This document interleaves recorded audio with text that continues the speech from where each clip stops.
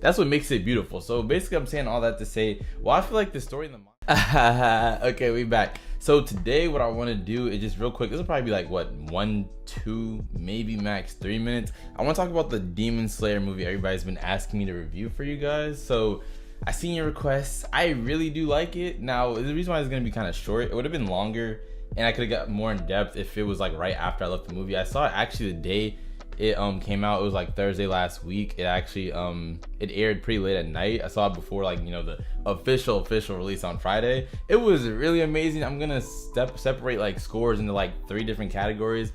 I don't know why I just threw up all those fingers talking about 3, but 3 different categories. Okay, so the first one's gonna be story. Need I remind you also, I've actually read the manga for that because everybody kept spoiling the shit. I've gotten so much Demon Slayer spoiled for me. So I read the manga for Mugen Train, and we're gonna separate this by story, animation, and by pacing. Okay, so first off, you know, story.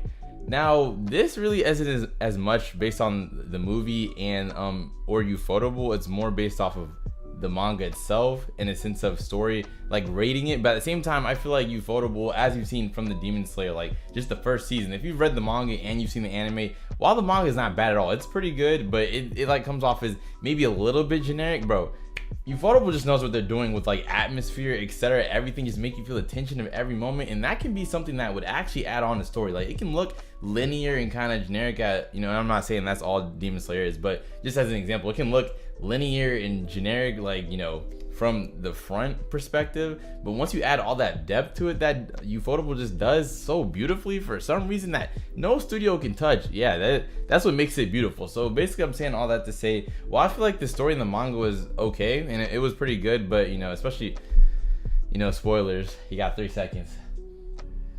RP my boy Rengoku, bro. That was sad as fuck, I'm not gonna lie. But I do feel like, if I'm being honest, while it's sad in the moment, in a long-term perspective, I feel like I can honestly consider it. I'm not even just saying it just to say it because recent. I felt this way when I read the manga too. I could say Rengoku was probably in my top 10 characters of all time. Personally, that nigga just got that hurt, bro. I feel like, you know, I like spontaneous people that like encourage me, drive me to keep going. So basically I'm saying that to say, wait, what was I saying that to say again? Hold up, you know, it's like, it's the shades, bro. I'm tweaking. Okay, so I don't remember what I was saying that to say because I'm feeling myself too much. I see, you know what I'm saying, the Gojo drip out the side corner, but let me not get sidetracked. Basically, I'm saying that Rengoku, beautiful ass character, but that brings me to my point. I will say why I really do like him. I do feel like, if I'm being real, while I know that they did this to, you know, the author, she wanted to show that, you know, the Demon Slayer universe is really dangerous. Anybody could die in a second. She doesn't care about your favorite characters.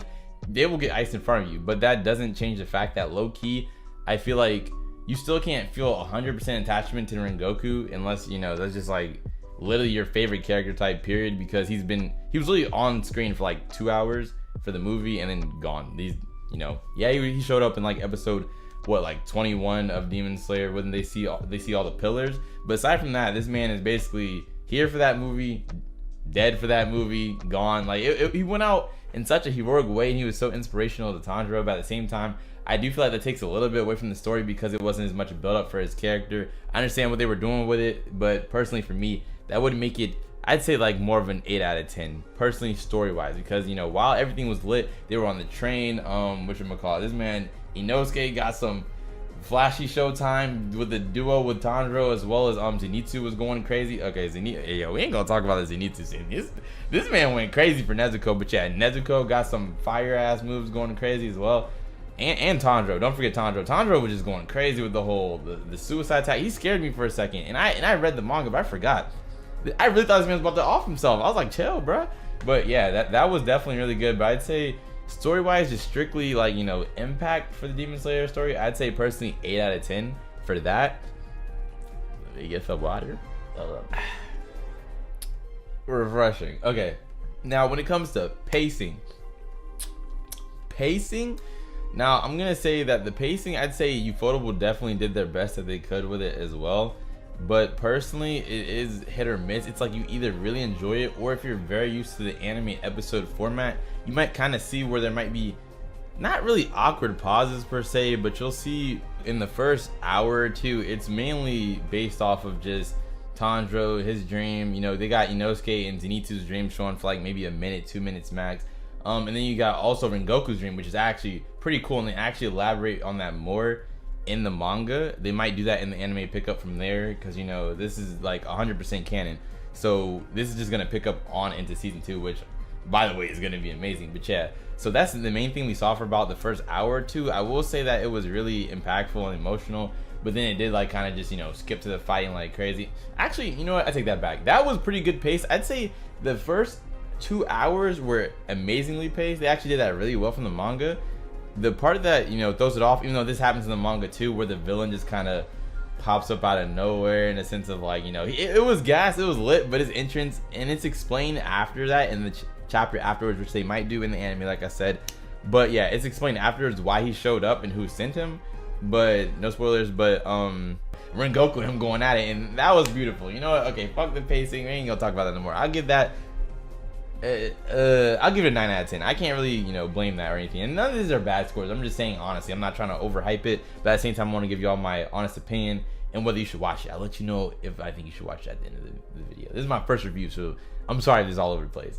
But that brings me to animation. Okay, ladies and gentlemen, before we get into that, I know you see it. I know you see it. Come on now. Oh shit. Alright, bro. The animation. Now, if you've seen episode 19, you already saw this coming. And if you've just seen anything from Ufotable, this animation, I will give a 9.5 out of 10. Wait, before you know, I don't want to, you know, bring up too many other things as examples. I don't want to, like, say it's any worse because of something else. But I'm just going to tell you in a second why I feel like it's 9.5 out of 10 instead of 10 out of 10. But the animation, beautiful, seamless through the whole movie. Everything looks fucking amazing. You know, it's the same quality. Everything is basically episode 19, and that's the main thing that put you on Demon Slayer. It's not what put me onto it. I was watching this at the beginning, but that honestly I would say is a good, you know, representation of what the animation looks like all throughout the thing, especially Rengoku versus Azasa at the end of the fucking movie. That shit was crazy. Now let me get to the reason why I give it a 9.5 out of 10, bro. There's nothing wrong with this movie. I'm gonna be real. I can see people giving it a 10 out of 10, not saying it's overhyped. I can see people saying it's overhyped as well. I understand that. Definitely don't say it's ass, and then you're just capping. It's like at least 8 out of 10 minimum. I'd say, you know, 9 out of 10. But the reason I give this animation 9.5 out of 10, look at me. Damn, it's bright, bro.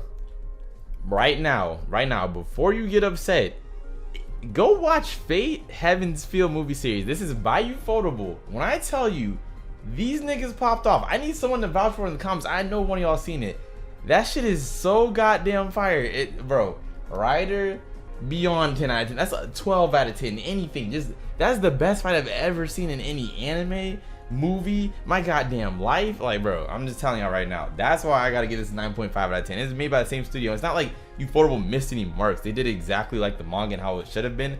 But like the way Fate is set up, you can just, like, you know, the imagination goes wild. Like, bro, they could just do anything they wanted with that fight, and it just went crazy. So I'm recommending, if you really, your favorite thing about this movie was the animation or this series in general, please go check that out. Fate, it has an amazing story too. But yeah, I ain't sitting here trying to just only promo Fate. We're gonna get back to the Demon Slayer, but I'm just saying that's why it's 9.5 out of 10. You know what I'm saying? It's still good, but you ain't seen Ufotable's best yet. That's all I'm gonna say. But yeah, all right. So I would say overall, final verdict. Please go watch the movie. You know what I'm saying? I'm putting all my family, my familia, my amigos.